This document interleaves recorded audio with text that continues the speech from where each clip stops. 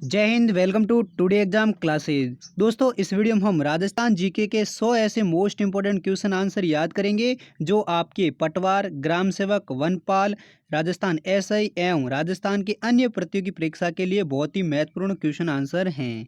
अगर दोस्तों आप भी किसी राजस्थान कंपटीशन एग्जाम की तैयारी कर रहे हैं तो इस वीडियो को लास्ट तक जरूर देखें और इन 100 राजस्थान जीके के क्वेश्चनों को जरूर याद करिए, क्योंकि दोस्तों ये सभी प्रश्न हैं जो बार बार कंपटीशन एग्जाम में रिपीट होने वाले क्वेश्चन हैं और आपके आने वाले एग्जाम के दृष्टिकोण से भी बहुत ही महत्वपूर्ण क्वेश्चन हैं। इसलिए इन सभी सवालों को आप जरूर याद करें। तो चलिए देखते हैं पहला सवाल। पहला सवाल है, राजस्थान में कुल कितने राष्ट्रीय उद्यान बने हुए हैं? तो दोस्तों इस सवाल का सही जवाब हो जाएगा ऑप्शन ए, यानी राजस्थान में कुल 3 राष्ट्रीय उद्यान बने हैं। कौन कौन सा? रणथंबोर राष्ट्रीय उद्यान सवाई माधोपुर वाला, दूसरा है केवलादेव घना राष्ट्रीय पक्षी विहार जो भरतपुर जिले में है, और तीसरा है मुकुंदरा हिल्स नेशनल पार्क जो कोटा में है। ये 3 राष्ट्रीय उद्यान हैं जो राजस्थान में बने हुए हैं, जबकि 26 वन वन्य जीव अभ्यारण्य हैं और 33 आकेट निषेध क्षेत्र हैं।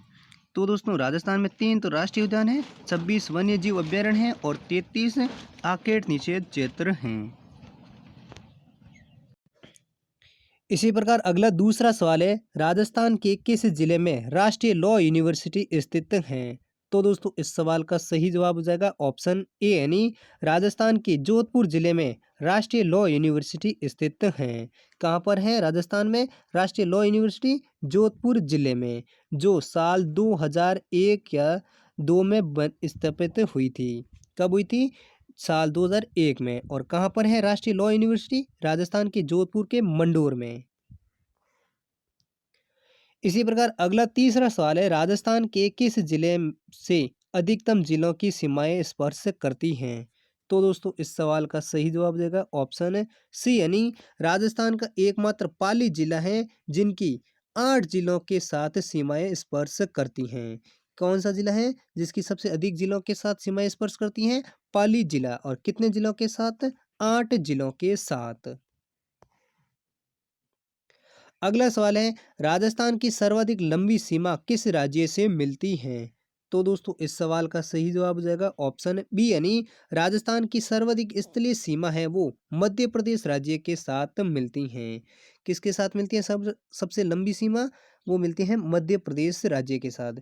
और जबकि सबसे कम सीमा किस राज्य के साथ मिलती हैं लगती हैं? वो मिलती हैं पंजाब राज्य के साथ। अगर सबसे ज़्यादा पूछे तो मध्य प्रदेश और सबसे कम पूछे तो पंजाब राज्य। अगला सवाल है, राजस्थान के कितने जिलों में थार रेगिस्तान फैला हुआ है? तो दोस्तों इस सवाल का सही जवाब जाएगा ऑप्शन सी, यानी राजस्थान के 12 जिलों में थार रेगिस्तान फैला हुआ है। कितने जिलों में फैला हुआ है राजस्थान? वो फैला हुआ है 12 जिलों में। इसी प्रकार अगला सवाल है, थार के मरुस्थल में पाए जाने वाले अर्धचंद्राकार रेत के टीलों को क्या कहा जाता है? दोस्तों ये काफ़ी इंपॉर्टेंट सवाल है, ये बार बार कंपटीशन एग्जाम में रिपीट होने वाला प्रश्न है, इसलिए इन सवाल को आप जरूर याद करिए। सवाल क्या है, एक बार फिर से देख लेते हैं। थार के मरुस्थल में पाए जाने वाले अर्धचंद्राकार रेत के जो टीले होते हैं उनको कहा जाता है? तो दोस्तों इस सवाल का सही जवाब हो जाएगा ऑप्शन ए, यानी बरखाना, यानी कहा जाता है। यानी जो थार के मरुस्थल में पाए जाने वाले अर्धचंद्राकार के रेत के टीले हैं जिनको बरखाना कहा जाता है। इसी प्रकार अगला सवाल है, राजस्थान के किस जिले में जरगा पर्वत स्थित हैं? तो दोस्तों इस सवाल का सही जवाब हो जाएगा ऑप्शन ए, यानी राजस्थान के चिरोई जिले में जरगा पर्वत स्थित हैं। किस जिले में जरगा पर्वत स्थित हैं? वो है चिरोई जिले में। अगला सवाल है, कर्नल जेम्स टोंड ने हिंदू ओलंपस किसे कहा है? तो दोस्तों इस सवाल का सही जवाब देगा ऑप्शन सी, यानी राजस्थान के माउंट आबू को कर्नल जेम्स टोंड ने हिंदू ओलंपस कहा था। किसने कहा था? कर्नल जेम्स टोंड ने। और किस स्थान को कहा था? माउंट आबू को। माउंट आबू राजस्थान के चिरोई जिले में स्थित है। इसी प्रकार अगला सवाल है, अरावली के सर्वो शिखर गुरु शिखर की ऊंचाई कितनी है? तो दोस्तों इस सवाल का सही जवाब जाएगा ऑप्शन सी यानी अरावली के सर्वोच्च शिखर गुरु शिखर है जिसकी ऊंचाई है वो है 1722 मीटर। कितनी है? 1722 मीटर है जो गुरु शिखर की ऊंचाई है। जो अरावली की सर्वोच्च शिखर गुरु शिखर है जो राजस्थान के चिरोई जिले में स्थित है जिसकी ऊंचाई है 1722 मीटर। अगला सवाल है छप्पन मैदान का संबंध निम्नलिखित में से किस नदी से है? तो दोस्तों इस सवाल का सही जवाब हो जाएगा ऑप्शन डी यानी छप्पन का मैदान है जो माही नदी से संबंधित है। किस नदी का संबंध है छप्पन का मैदान का? वो है माही नदी से। अगला सवाल है गोगुंदा एवं कुंभलगढ़ के मध्य स्थित पठार का नाम क्या है? तो दोस्तों इस सवाल का सही जवाब जाएगा ऑप्शन ए यानी गोगुंदा एवं कुंभलगढ़ के मध्य जो पठार है जिनका नाम है भोराट का पठार। क्या नाम है? गोगुंदा और कुंभलगढ़ के मध्य स्थित पठार का नाम वो है भोराट का पठार। इसी प्रकार अगला सवाल है राजस्थान राज्य में मुख्यतः कोयले की कौन सी किस्म पाई जाती है? तो दोस्तों इस सवाल का सही जवाब जाएगा ऑप्शन ए यानी राजस्थान राज्य में मुख्यतः लिग्नाइट कोयले की किस्म पाई जाती हैं। कौन से किस्म के कोयले पाए जाते हैं राजस्थान में? लिग्नाइट किस्म के कोयले राजस्थान में पाए जाते हैं। अगला सवाल है निम्न में से कौन सा शासक अभिनव भट्टाचार्य के नाम से प्रसिद्ध थे? तो दोस्तों इस सवाल का सही जवाब है ऑप्शन ए यानी राणा कुंभा है जो चौहान शासक जो अभिनव भट्टाचार्य के नाम से प्रसिद्ध थे। कौन थे? राणा कुंभा जो अभिनव भट्टाचार्य के नाम से प्रसिद्ध थे। इसी प्रकार अगला सवाल है किस चौहान शासक ने अजमेर को सबसे पहली अपनी राजधानी बनाया था? तो दोस्तों इस सवाल का सही जवाब देगा ऑप्शन बी यानी चौहान शासक अजय राज हैं जिन्होंने सबसे पहले अजमेर को अपनी राजधानी बनाया था। किस चौहान शासक ने? अजय राज ने। इसी प्रकार अगला सवाल है अलाउद्दीन खिलजी ने किस दुर्ग को विजित कर उसका नाम खैराबाद रखा है? तो दोस्तों इस सवाल का सही जवाब हो जाएगा ऑप्शन है सी यानी बाड़मेर के सिवाना दुर्ग को अलाउद्दीन खिलजी ने विजित कर उसका नाम खैराबाद रखा था।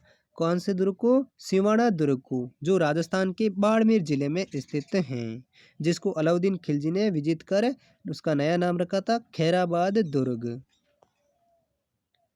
इसी प्रकार अगला सवाल है राजस्थान में 1857 की क्रांति का पहला विद्रोह कहाँ हुआ था? तो दोस्तों इस सवाल का सही जवाब देगा ऑप्शन सी यानी राजस्थान में 1857 की क्रांति का पहला विद्रोह है वो नसीराबाद में हुआ था। कहाँ पर हुआ था पहला विद्रोह 1857 की क्रांति का राजस्थान में? वो हुआ था नसीराबाद में। इसी प्रकार अगला सवाल है राजस्थान दिवस कब मनाया जाता है?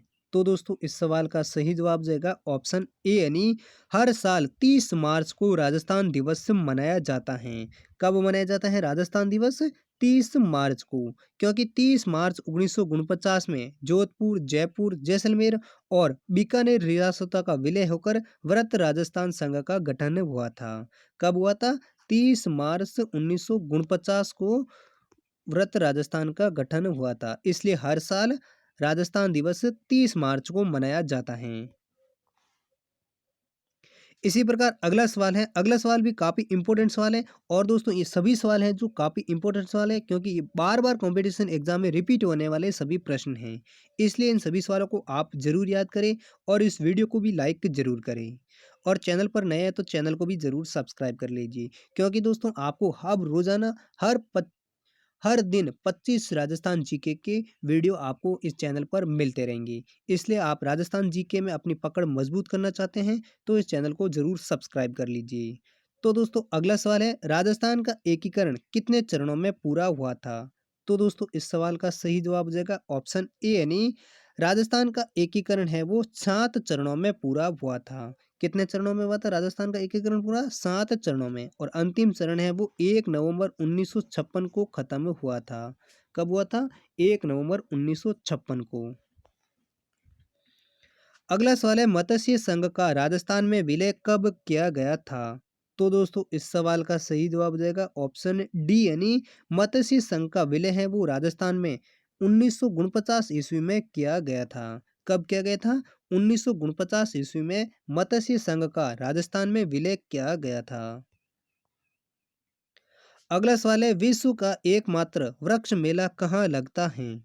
तो दोस्तों इस सवाल का सही जवाब जाएगा ऑप्शन ए यानी राजस्थान के जोधपुर जिले के खेजड़ली गांव में विश्व का एकमात्र वृक्ष मेला लगता है। कहाँ पर लगता है? जोधपुर के खेजड़ली गांव में, जो अमृता देवी के बलिदान में हर साल भाद्रपद शुक्ला दशमी को वृक्ष मेला भरा जाता है, जो विश्व का एकमात्र वृक्ष मेला कहा जाता है। अगला सवाल है, राजस्थान के किस मेले को आदिवासियों का कुंभ मेला कहा जाता है? तो दोस्तों इस सवाल का सही जवाब जाएगा ऑप्शन सी यानी बेणेश्वर मेला है, जिसे राजस्थान का आदिवासियों का कुंभ मेला कहा जाता है। किस मेले को? बेणेश्वर मेला, जो राजस्थान के डूंगरपुर जिले में आयोजित होता है, जिसे आदिवासियों का कुंभ मेला कहा जाता है। अगला सवाल है, राजस्थान के किस किले में विजय स्तंभ स्थित हैं? तो दोस्तों इस सवाल का सही जवाब जाएगा ऑप्शन सी यानी राजस्थान के चित्तौड़गढ़ के किले में विजय स्तंभ स्थित हैं। किस किले में स्थित हैं विजय स्तंभ? वो है चित्तौड़गढ़ के किले में, जिसका निर्माण है वो मेवाड़ नरेश राणा कुंभा ने करवाया था। विजय स्तंभ का निर्माण किसने करवाया था? राणा कुंभा ने, जो कहाँ पर बना हुआ है? चित्तौड़गढ़ के किले में। अगला सवाल है, मेवाती बोली राजस्थान के किन क्षेत्रों में बोली जाती है? तो दोस्तों इस सवाल का सही जवाब हो जाएगा ऑप्शन बी यानी भरतपुर तथा अलवर जिले में मेवाती बोली राजस्थान में बोली जाती है। किन जिलों में? भरतपुर और अलवर जिले में। और कौन सी बोली? मेवाती बोली। इसी प्रकार अगला सवाल है, अगला सवाल भी काफ़ी इंपॉर्टेंट सवाल है दोस्तों, इस सवाल को भी आप जरूर याद कर लीजिए। सवाल क्या है? राजस्थान में कर्क रेखा की कुल लंबाई कितनी है? तो दोस्तों ये सवाल काफ़ी इंपॉर्टेंट सवाल है, इसलिए आप इन जरूर सवाल को याद रखें। तो राजस्थान में कर्क रेखा की कुल लंबाई कितनी है? वो है 26 किलोमीटर। यानी इस सवाल का ऑप्शन सही कौन सा हो जाएगा? ऑप्शन ए हो जाएगा। यानी कर्क रेखा की लंबाई है वो राजस्थान में 26 किलोमीटर है। और कर्क रेखा राजस्थान की दो जिलों से गुजरती है। कौन कौन सा? डूंगरपुर में और बांसवाड़ा जिलों से। कौन से जिलों से गुजरती है राजस्थान के कर्क रेखा? डूंगरपुर और बांसवाड़ा में। और कर्क रेखा की राजस्थान में कुल लंबाई कितनी है? वो है 26 किलोमीटर। इसी प्रकार अगला सवाल है, राजस्थान का थार मरुस्थल का विस्तार किन राज्यों तक है? तो दोस्तों इस सवाल का सही जवाब हो जाएगा ऑप्शन डी यानी राजस्थान, पंजाब, गुजरात तथा हरियाणा राज्य तक राजस्थान का थार मरुस्थल का विस्तार फैला हुआ है। किन राज्यों तक? पंजाब, गुजरात, हरियाणा और राजस्थान राज्य। अगला सवाल है, निम्नलिखित में से किस नदी को वन की आशा के नाम से जाना जाता है? तो दोस्तों इस सवाल का सही जवाब देगा ऑप्शन है सी यानी बनास नदी है, जिसे राजस्थान में वन की आशा के नदी के नाम से जाना जाता है। किस नदी को? बनास नदी को, जिसे वन की आशा के नाम से जाना जाता है। इसी प्रकार अगला सवाल है, 9 मंजिला बावड़ी कहाँ पर है तथा उसका निर्माता कौन था? तो दोस्तों इस सवाल का सही जवाब जाएगा ऑप्शन बी यानी अलवर के नीमराणा में 9 मंजिला बावड़ी स्थित है। और इसका निर्माण है वो राजा टोडरमल ने करवाया था। किसने करवाया था? राजा टोडरमल ने। और ये कहाँ पर है? नीमराणा अलवर जिले में।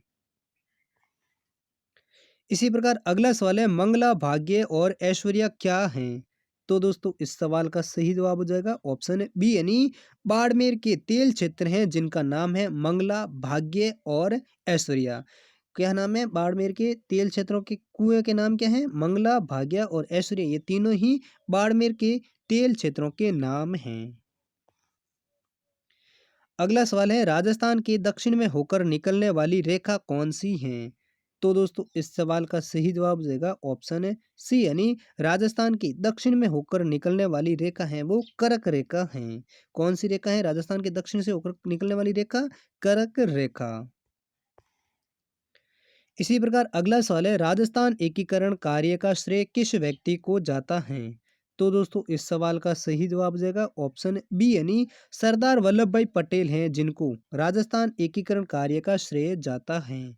किस व्यक्ति को जाता है राजस्थान एकीकरण का श्रेय? वो जाता है सरदार वल्लभ भाई पटेल को, जिन्होंने राजस्थान का 7 चरणों में एकीकरण किया था, जो 18 मार्च 1948 से शुरू हुआ था और 1 नवंबर 1956 को राजस्थान का एकीकरण खत्म हुआ था। इसी प्रकार अगला सवाल है, राजस्थान के किस दुर्ग में सूफी संत हमीदुद्दीन की दरगाह स्थित हैं? तो दोस्तों इस सवाल का सही जवाब देगा ऑप्शन बी यानी गागरोन के किले में। राजस्थान के गागरोन के किले में सूफी संत हमीदुद्दीन की दरगाह स्थित हैं। किस किले में? गागरोन के किले में। और गागरोन का किला कहाँ पर है? वो राजस्थान के झालावाड़ जिले में बना हुआ है। कहाँ पर बना हुआ है? झालावाड़ जिले में गागरोन का किला बना है, जहाँ पर सूफी संत हमीदुद्दीन की दरगाह स्थित हैं।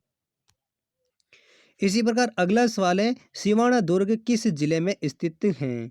तो दोस्तों इस सवाल का सही जवाब हो जाएगा ऑप्शन ए यानी बाड़मेर जिले में सिवाना दुर्ग स्थित हैं। कहाँ पर है सिवाना दुर्ग? बाड़मेर जिले में। और इसका निर्माण किसने करवाया था? वो कराया था वीर नारायण पंवार ने। इसी प्रकार अगला सवाल है, राजस्थान में सर्वाधिक अमेरिकन कपास किस जिले में उगाई जाती है? तो दोस्तों इस सवाल का सही जवाब हो जाएगा ऑप्शन ए यानी श्री गंगानगर जिले में राजस्थान में सर्वाधिक अमेरिकन कपास उगाई जाती हैं। किस जिले में उगाई जाती है सर्वाधिक अमेरिकन कपास? वो उगाई जाती है श्री गंगानगर जिले में। जबकि दूसरे स्थान पर है हनुमानगढ़ जिला। इसी प्रकार अगला सवाल है, राजस्थान किस ताप कटिबंध में आता है? तो दोस्तों इस सवाल का सही जवाब हो जाएगा ऑप्शन ए यानी उष्ण शीतोष्ण कटिबंध में राजस्थान आता है। किस ताप कटिबंध में आता है? उष्ण शीतोष्ण ताप कटिबंध में राजस्थान राज्य आता है। इसी प्रकार अगला सवाल है, राजस्थान राज्य से ही पूर्णतः बहने वाली नदी कौन सी है? तो दोस्तों इस सवाल का सही जवाब जाएगा ऑप्शन सी यानी बनास नदी है, जो राजस्थान से ही पूर्णतः बहने वाली नदी है। कौन सी नदी है? बनास नदी। इसी प्रकार अगला सवाल है, राजस्थान की दूसरी सबसे ऊंची चोटी कौन सी है? तो दोस्तों इस सवाल का सही जवाब देगा ऑप्शन सी यानी सैर सबसे ऊंची दूसरी चोटी है, जिसकी ऊंचाई है 1597 मीटर। ये भी राजस्थान के सिरोही जिले में बनी हुई सबसे ऊंची दूसरी चोटी है, जिसकी ऊंचाई कितनी है? 1597 मीटर। अगला सवाल है, निम्न में से किस झील पर सोडियम सल्फेट संयंत्र स्थापित किया गया है? तो दोस्तों इस सवाल का सही जवाब जाएगा ऑप्शन ए यानी नागौर के डीडवाना झील पर राजस्थान में सोडियम सल्फेट संयंत्र स्थापित किया गया है। कहाँ पर किया गया है?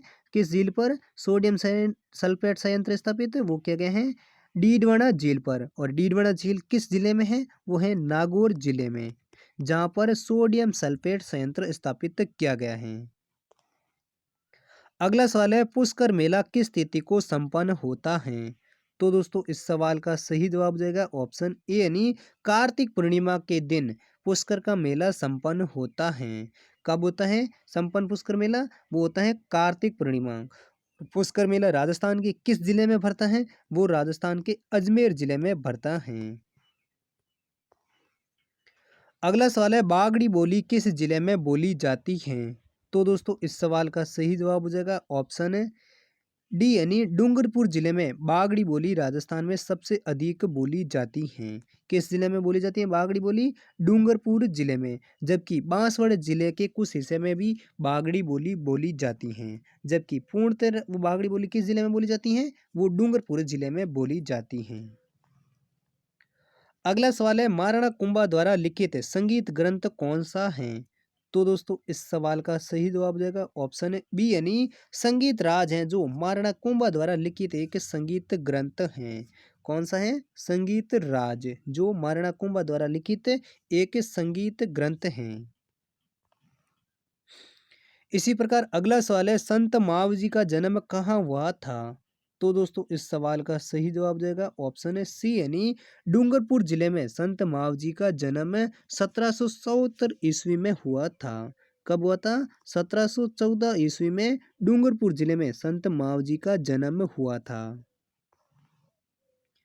अगला सवाल है, झुंझुनू का हवा महल किसे कहा जाता है?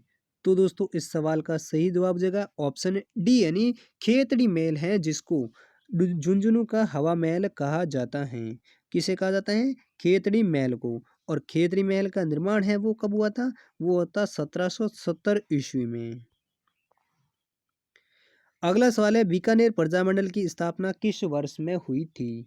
तो दोस्तों इस सवाल का भी सही जवाब हो जाएगा ऑप्शन डी यानी 1936 ईस्वी में बीकानेर प्रजामंडल की स्थापना हुई थी। कब हुई थी बीकानेर प्रजामंडल की स्थापना? 1936 ईस्वी में। अगला नेक्स्ट क्वेश्चन है जोगी मैल राजस्थान के किस अभ्यारण्य में स्थित हैं? तो दोस्तों इस सवाल का सही जवाब हो जाएगा ऑप्शन बी यानी रणथंभौर अभ्यारण्य है जहाँ पर जोगी महल बना हुआ है।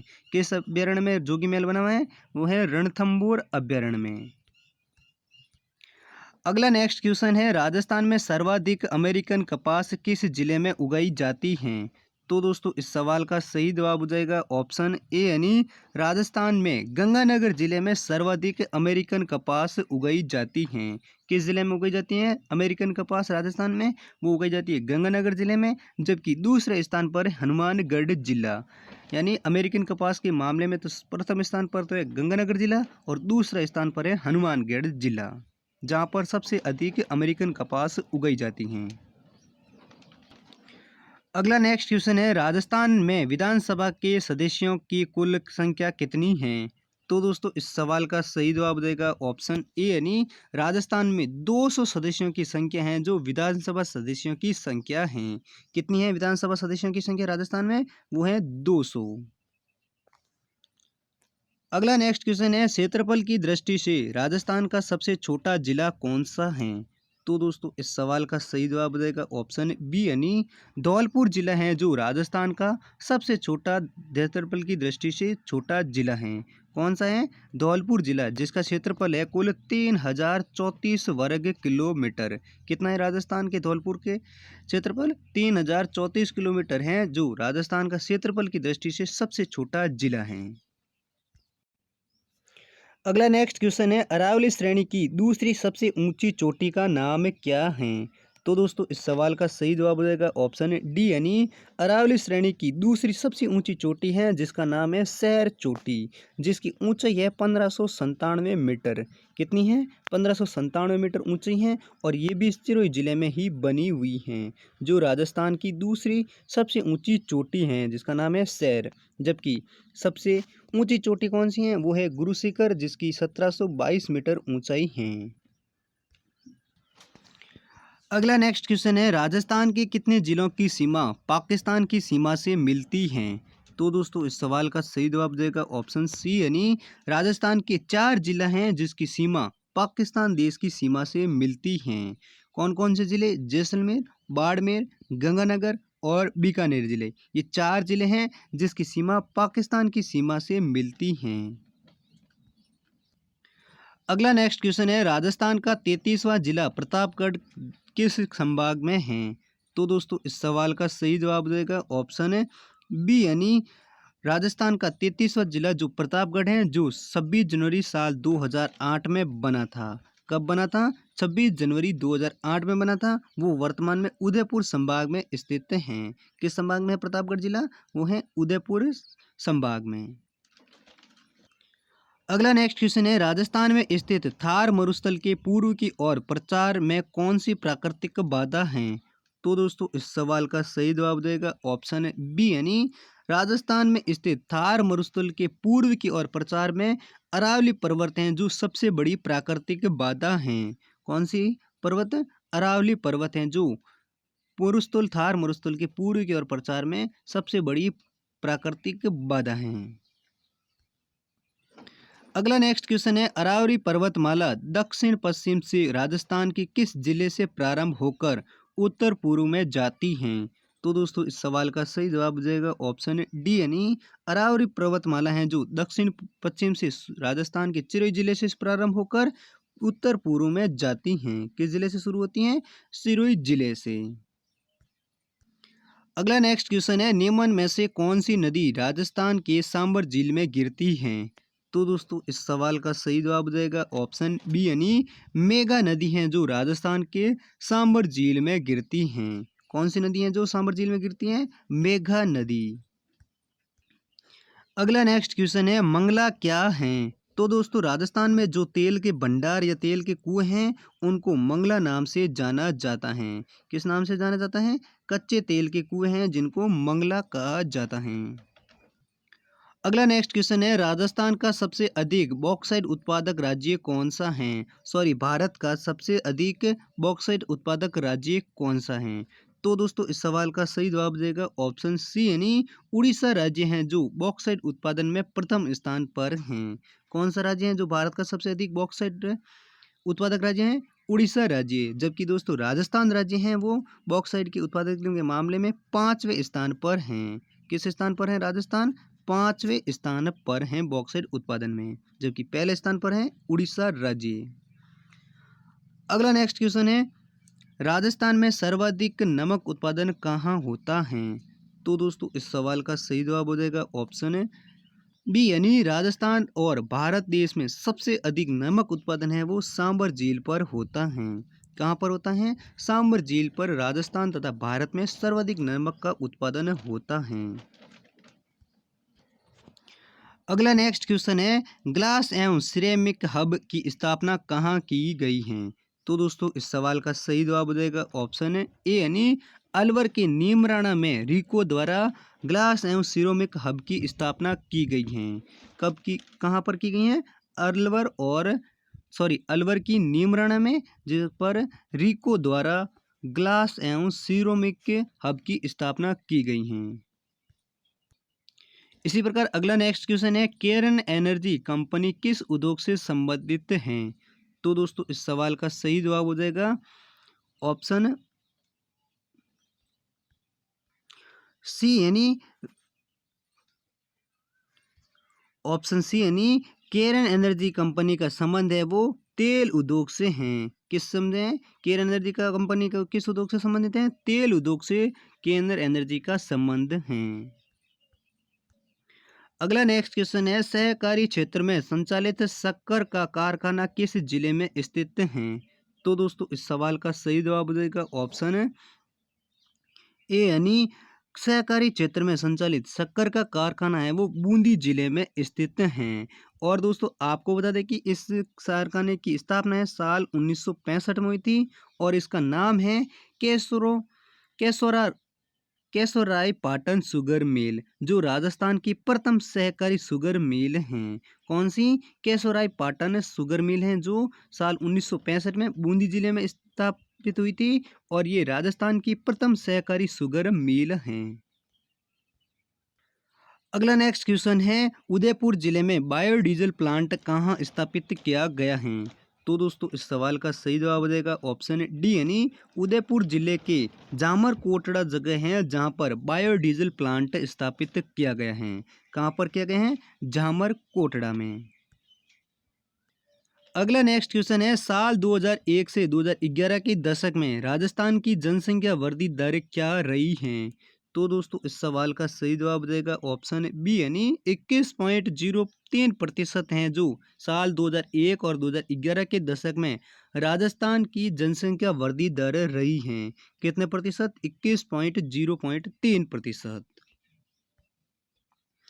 अगला नेक्स्ट क्वेश्चन है, जनगणना 2011 के अनुसार राजस्थान में सबसे कम जनसंख्या वाला जिला कौन सा है? तो दोस्तों इस सवाल का सही जवाब देगा ऑप्शन सी यानी जैसलमेर जिला है जो जनगणना 2011 के अनुसार राजस्थान में सबसे कम जनसंख्या वाला जिला है। जबकि सबसे अधिक जनसंख्या वाला जिला कौन सा है? जयपुर जिला है जो राजस्थान में सबसे अधिक जनसंख्या वाला जिला है, और सबसे कम वाला वो है जैसलमेर जिला। अगला नेक्स्ट क्वेश्चन है, किस जिले में मानव बसावट का घनत्व अधिकतम है? तो दोस्तों इस सवाल का सही जवाब देगा ऑप्शन ए यानी दौसा जिला है जहां पर मानव बसावट का घनत्व सबसे अधिकतम है। किस जिले में? दौसा जिले में। अगला नेक्स्ट क्वेश्चन है, चेतक परियोजना किससे संबंधित है? तो दोस्तों इस सवाल का सही जवाब देगा ऑप्शन सी यानी सीमा सड़क संगठन है जिसका संबंध है वो चेतक परियोजना से है। किस परियोजना? चेतक परियोजना का संबंध किससे है? सीमा सड़क संगठन से। अगला नेक्स्ट क्वेश्चन है, अर्थ ओवर सीधे रूप से किससे जुड़ा है? तो दोस्तों इस सवाल का सही जवाब देगा ऑप्शन है सी यानी बिजली बचाने से अर्थ ओवर सीधे रूप से जुड़ा हुआ है। किससे जुड़ा है अर्थ ओवर? बिजली बचाने से। अगला नेक्स्ट क्वेश्चन है, राजस्थान किस ताप कटिबंध में आता है? तो दोस्तों इस सवाल का सही जवाब हो जाएगा ऑप्शन ए यानी राजस्थान है उष्ण शीतोष्ण कटिबंधन ताप में आता है। किस ताप पत्र में आता है राजस्थान? वो आता है उष्ण शीतोष्ण कटिबंध में। इसी प्रकार अगला नेक्स्ट क्वेश्चन है राजस्थान राज्य से ही पूर्ण बहने वाली नदी कौन सी है? तो दोस्तों इस सवाल का सही जवाब देगा ऑप्शन सी यानी बनास नदी है जो राजस्थान राज्य से ही पूर्णतः बहने वाली नदी है। कौन सी नदी है? बनास नदी। अगला नेक्स्ट क्वेश्चन है निम्न में से किस झील पर सोडियम सल्फेट संयंत्र स्थापित किया गया है? तो दोस्तों इस सवाल का सही जवाब देगा ऑप्शन ए यानी नागौर की डीडवाना झील पर है जहां पर सोडियम सल्फेट संयंत्र स्थापित किया गया है। किस झील पर? डीडवाना झील पर जो नागौर जिले में बनी हुई है। अगला नेक्स्ट क्वेश्चन है राजस्थान की सबसे वृहद सिंचाई परियोजना कौन सी है? तो दोस्तों इस सवाल का सही जवाब देगा ऑप्शन डी यानी इंदिरा गांधी नहर परियोजना है जो राजस्थान की सबसे वृहद सिंचाई परियोजना है। कौन सी परियोजना है जो राजस्थान की सबसे वृहद परियोजना है? सिंचाई परियोजना इंदिरा गांधी नहर परियोजना जिसकी शुरुआत है वो 31 मार्च 1958 में हुई थी। कब हुई थी? 31 मार्च 1958 में। अगला नेक्स्ट क्वेश्चन है राजस्थान में शीतकाल में होने वाली वर्षा क्या कहलाती है? तो दोस्तों इस सवाल का सही जवाब हो जाएगा ऑप्शन बी यानी राजस्थान में जो शीतकालीन में वर्षा होती है उसको मावट कहा जाता है। क्या कहा जाता है? मावट कहा जाता है जो राजस्थान में शीतकाल में होने वाली वर्षा होती है।